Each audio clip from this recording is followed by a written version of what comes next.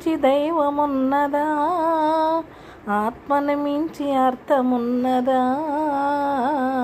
జగమే పలికే శాశ్వత సత్యమిది, అందరినీ కనే శక్తి అమ్మ ఒక్కటే, అవతార పురుషుడైనా ఓ అమ్మకు కొడుకే.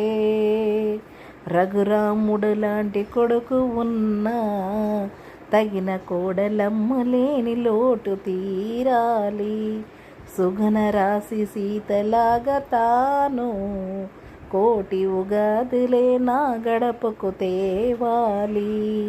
మట్టెలతో నట్టింట్లో తిరుగుతుంటే, మట్టెలతో నట్టింట్లో తిరుగుతుంటే, ఈ లోగిలి కోవిలగా మారాలి.